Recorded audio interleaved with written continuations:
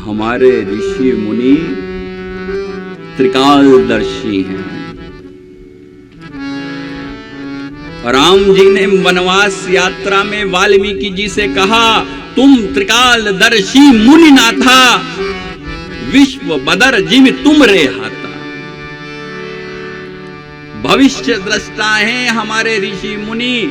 जैसे हथेली पर कोई बेर रख दिया जाए तो उसे चारों ओर से किस प्रकार सुगमता से देखा जा सकता है, उसी प्रकार हमारे जो साधु संत ऋषि मुनि हैं वो हथेली में विश्व को इस प्रकार देख लेते हैं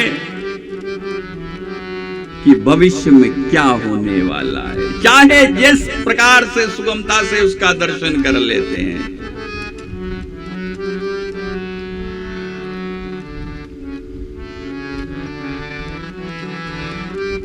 पर स्मरण रखिए, भविष्य दृष्टा होने के बाद भी उसके साथ छेड़छाड़ नहीं करते हैं। और इसके उदाहरण वाल्मीकि और वशिष्ठ जी हैं। वाल्मीकि जी ने रामायण भगवान के जन्म के पूर्व लिख दी थी।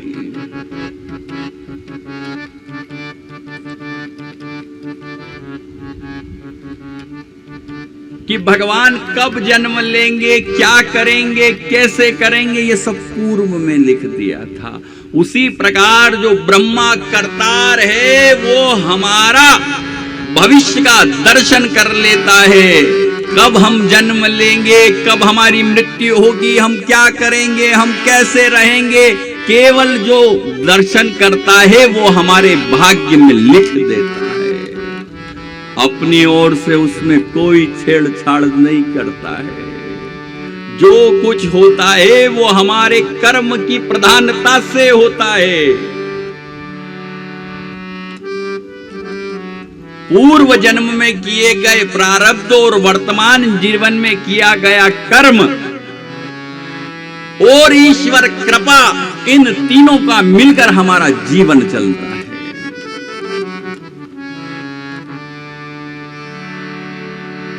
भगवान ने इस सृष्टि को कर्म प्रधान बना रखा है।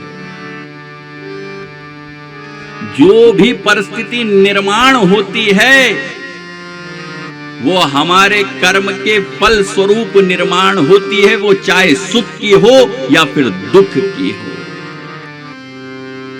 उस परिस्थिति का निर्माण इसलिए होता है कि हमारे भगवान हमारी परीक्षा लेना चाहते हैं कि हम उस बनी परिस्थिति में क्या करेंगे। और जिस प्रकार से हम हमारा वर्तमान जीवन जी रहे हैं, जैसी हमारी कार्यशैली है, जैसा हमारा सत्संग है, जैसा हमारा सुसंग है, जैसा हमारा कुसंग है, उसके अनुसार बनी हुई परिस्थिति में हम निर्णय लेते हैं। यदि हम धर्म सम्मत हैं, धर्म पथ पर हैं, तो हम सत्य का निर्णय लेंगे। और यदि हमारा कुसंग है तो उस कुसंग के अनुसार हम अनीति, असत्य और अधर्म का निर्णय लेंगे।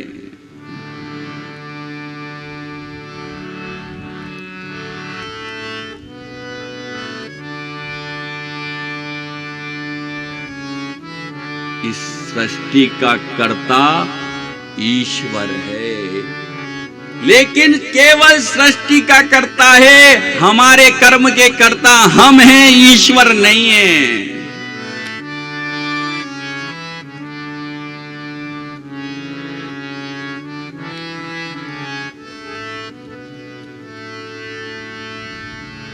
ईश्वर क्या करता है? ईश्वर जो है वो सुसंगी के समान हमारी सहायता करता है। कैसे? हमें समय समय पर इशारा कर कर, सचेत कर कर, संकेत देकर भगवान हमारा सहायक होता है। जैसे भगवान कृष्ण महाभारत के समय पांडवों के सहायक हुए। भगवान ने कुछ किया नहीं, केवल बताया, करना पांडवों को ही पड़ा। उसी प्रकार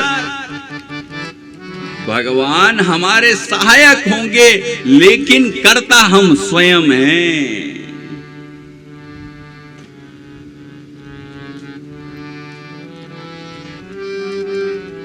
जो कुछ भी परिस्थिति का निर्माण होता है, यदि सुख मिल रहा है तो हमने पूर्व जन्म में पुण्य किए हैं, उसका फल है। यदि इस जीवन में दुख मिल रहा है तो हमारे पूर्व जन्म के किए गए पाप का फल है। काहू न कहा सुख दुख कर दाता, निज कृत कर्म भोग सब भ्राता। सब अपने कर्म का फल होता है।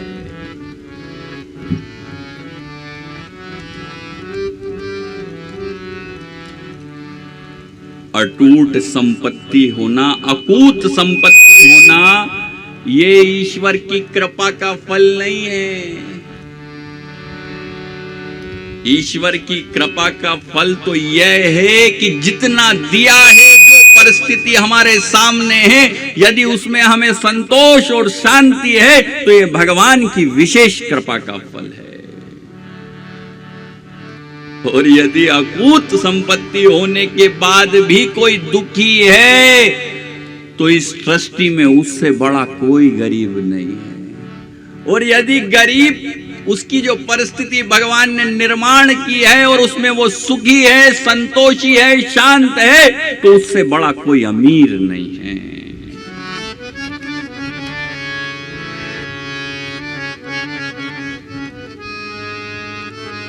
राम जी ने वही किया जो राम जी करने वाले थे। राम जी ने वो नहीं किया जो वाल्मीकि जी ने लिखा।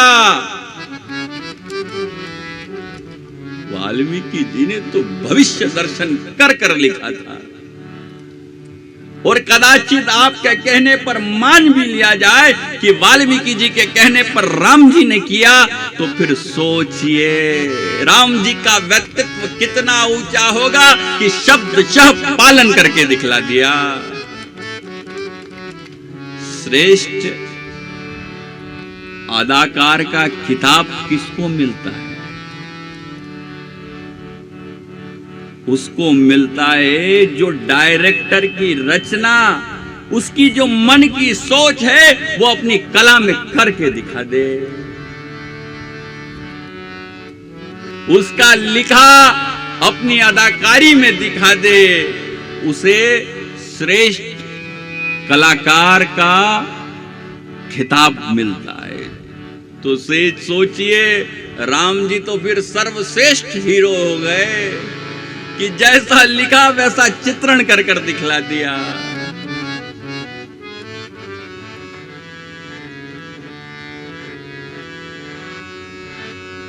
तो जो कुछ होता है ना, वो कर्म की प्रधानता से होता है, लेकिन ईश्वर जो ईश्वर के सहारे से रहता है, उसके सहायक जरूर होते हैं। क्यों होते हैं? यूं तो कहा गया है ईश्वर समदर्शी है, लेकिन भगवान कह रहे हैं मैं भक्तों के लिए विषम भी हो जाता हूं, क्योंकि सो अनन्य जाके असी मति न तरई भगवंत। अनन्य कौन है? भगवान कह रहे हैं जो मेरा अनन्य रहता है ना, वो ये मान लेता है कि मैं सेवक हूं भगवान का, और ये जितना भी चराचर है वो मेरे भगवान हैं। तो फिर भगवान कहते हैं फिर मैं उसकी तुलना किससे करूं जब वो सबको मेरा रूप मान चुका है। इसलिए भगवान अपने अनन्य के लिए विषमदर्शी हो जाते हैं।